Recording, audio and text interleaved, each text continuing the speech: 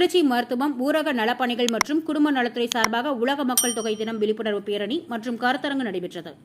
திருச்சி மாவட்ட மருத்துவம், ஊரக நலப்பணிகள் மற்றும் குடும்ப நலத்துறை சார்பாக உலக மக்கள் தொகை தினம் 2024 விழிப்புணர்வு பேரணியானது திருச்சி வெஸ்ட்ரி பள்ளி மைதானத்தில் இருந்து பரமசிவன் இணை இயக்குநர் நலப்பணிகள் கொடியசைத்து துவக்கி வைக்கப்பட்டது. பேரணியில் கி.ஆ.பெ. விஸ்வநாதம் அரசு செவிலியர் பயிற்சி பள்ளி, வெஸ்ட்ரி பள்ளி, பெரியார் மருந்தியல் கல்லூரி, CSI செவிலியர் கல்லூரி, சைல்டு ஜீசஸ் செவிலியர் கல்லூரி மற்றும் கலை காவேரி நுண்கலை கல்லூரி மாணவ மாணவிகள் கலந்து கொண்டனர். ஜேம்ஸ் பள்ளி மாணவர்கள் பேண்ட் வாத்திய இசைக்குழுவுடன் பேரணி நடைபெற்றது.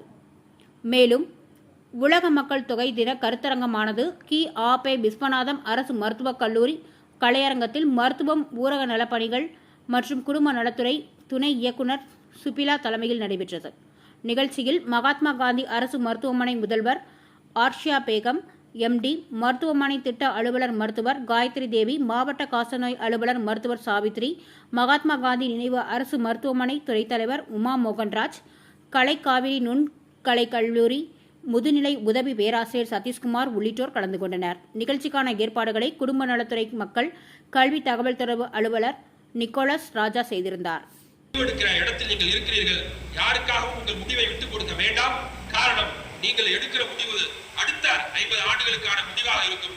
எனவே அந்த முடிவெடுப்பதிலே தெளிவாக இருங்கள். வீடாக இருந்தாலும் சரி, நண்பர்களாக இருந்தாலும் சரி, தோழி பொருள் அதிகமாக எங்கெல்லாம் பயன்படுத்த இருக்கிறதோ அதை எவர்கள் அதிகமாக கண்டெடுத்து சொல்கிறார்களோ அவர்கள் ஒரு நாள் மாவட்ட ஆட்சியராக பணியாற்ற முடியும் என்று சொல்லியிருக்கிறார்.